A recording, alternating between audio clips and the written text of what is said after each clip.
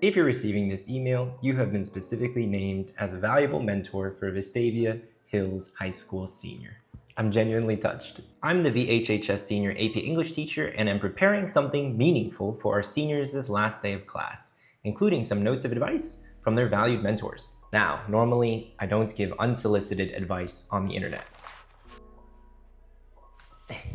But since I've been nominated, I figured I would take this opportunity to share a few kernels of wisdom. Hey, I might be young, but during my brief tenure on Earth, I did manage to somehow slip through the cracks and attend both Exeter and Yale on full financial aid, read more than 200 books in the last 4 years, start a 7-figure business, help hundreds of kids all around the world get into their dream school, marry the love of my life, and also travel around the world. So yeah, let's just say high school Kevin would be proud. And yet, nearly all of the success that I've enjoyed can be attributed to one book, The Almanac of Naval Ravikant. For those of you who don't know, Naval is an entrepreneur, investor, modern philosopher who co-founded AngelList and has also backed companies like Uber and Twitter. For the next couple of minutes, I'll be distilling my top 3 lessons from his book. But if you have a little bit more time, I recommend reading the whole thing. My first piece of advice, my dear virtual little sibling, is to swim against the current. Live a daring, asymmetrical life. It was wild to see how even at a top school like Yale, so many of these bright, talented kids were gunning for very traditional, safe jobs like doctor, banker, lawyer. Part of me gets it too. I grew up middle class, but then in 2008, after the recession, my parents' Chinese restaurant didn't make a dime for 10 years. And at that point, yeah, a stable job looked pretty appealing. In Chinese, we have this phrase, 铁饭碗, which means iron bowl, basically a metaphor for going after a coveted, secure, and reliable job. But as a young person, I implore you to reject this advice. Now is the time to be bold, be courageous, pursue what genuinely fascinates you, and then become an expert in that specialized field. You can even combine 2 or 3 different interests. Just make sure to be you, be unique. Why? Because, my friend, this is a guaranteed way to become lucky. Going back to the almanac, Naval talks about 4 kinds of luck. The first type of luck is pure blind luck. Basically, you win the lottery. Maybe you're walking down the street, you see a $100 bill taped to the sidewalk. Congrats. The second type of luck comes through persistence and hustle. You make your own opportunities. You pick up the phone, you call 1,000 people, you're guaranteed to make a sale. You make 1,000 YouTube videos, I promise you, one of them is bound to get some traction. The third way is to get good at spotting luck. If you get really, really good at something like trading stocks, you might be able to see patterns in a stock chart that other people cannot.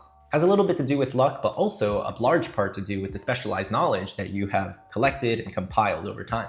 Now, the fourth, the final, the best, but also the weirdest kind of luck. You can become incredibly lucky by building a brand, a character, a persona, by adopting a unique mindset that in turn allows luck to find you. Here's the example that Naval actually uses in his book. Pretend, just for a moment, that you are a deep sea diver. You have special skills and take on diving attempts that regular people wouldn't even consider. One day, by sheer luck, somebody picks up the phone and tells you that they found a sunken treasure ship. Their luck just became your luck, because they are going to call you and you are going to get paid. Type 4 luck is the most powerful kind of luck because you can essentially remove chance from the equation. My second piece of advice is to fight against this instant gratification culture. Despite what TikTok wants you to believe, meaningful achievements take time. Sometimes a lot more time than you initially anticipated. Literally took me 10 years of practicing classical piano before I could play a 1-hour concert by myself. Took me 8 years of breakdancing, spinning on my head before I won my first competition.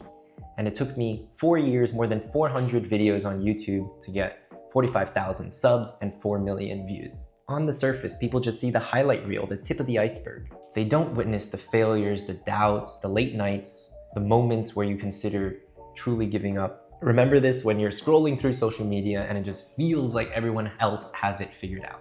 Trust me, they don't. It's like planting bamboo when your neighbor is planting corn. They might actually see better progress at first, but you're progressing too. It's just that all your roots are invisible, they're underground. Then, after a few years, boom, your bamboo explodes. Then everyone will say, wow, they must have been so lucky.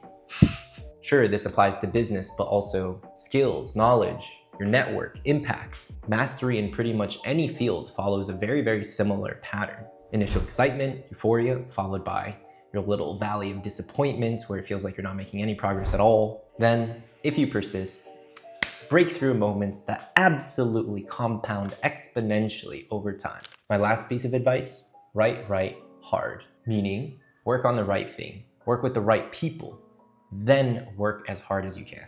Growing up, I saw my dad work harder than I could have ever imagined. 7 days a week, 365 days, a year at the restaurant, just taking a half day off for some holidays. Yet despite his work ethic, he wasn't a very happy or successful man, in his own words. This is especially true for Asian people or immigrants. Like a lot of times, the older generation tells you to adopt that grind set, you know? But it's not enough just to work hard. You also need the right target. The right thing means finding that intersection between what you love, what you're good at, and what the world needs. 10 years ago, I never could have fathomed that I would be running an educational media company. But after discovering that I just love creative writing, communication, talking, helping people improve their storytelling, I found my way here. Truth be told though, it was a very gradual process of discovery. What I loved most and still love most is the creative aspect. But I wasn't really getting financially rewarded or compensated for that, until I discovered a huge market for college applications and college essays, which is how we made our first million. That said, I don't want to edit essays for the rest of my life. You know, my dream is to inspire and educate as many people as I possibly can.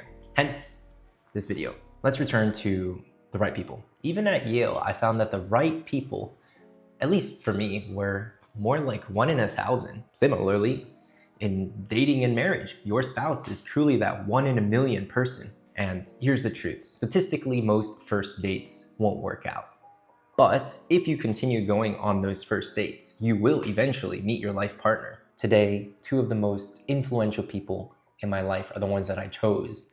My wife, Ingrid, and my co-founder, Jeff. People always ask how I met my wife, and the truth is Ingrid and I met serendipitously in Salta, Argentina, at a volunteer exchange program. On the other hand, Jeff and I met when I was teaching a breakdance session at Yale.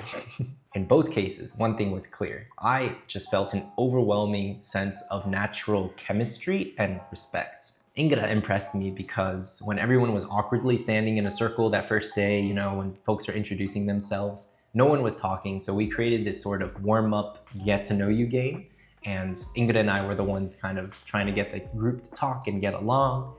Meanwhile, Jeff brought a notebook to our breakdance practice session, a literal notebook. Whew, this man documented every single move and was obsessed with growth, which is my top value. So I knew right then and there I had to keep him in my life. The right people elevate you, challenge you, and bring out your best. They aren't carbon copies of you, but they will share your values. Usually their skills will also complement those of your own. So I guess what I'm trying to say is invest in building a network. And I know as yucky and annoying as networking sounds, trust me, it's important.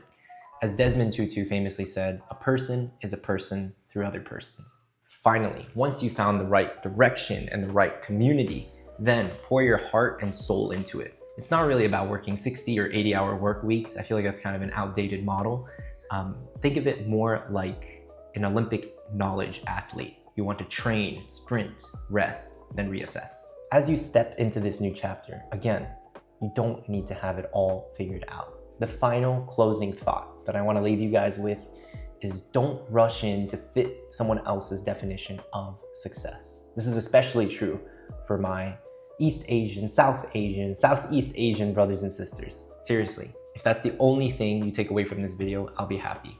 Live your life, please, not someone else's. So go out there and be unapologetically, courageously yourself. Fail, learn, fail again, build, and most importantly, enjoy the journey. You have all the time in the world, but don't waste a second of it.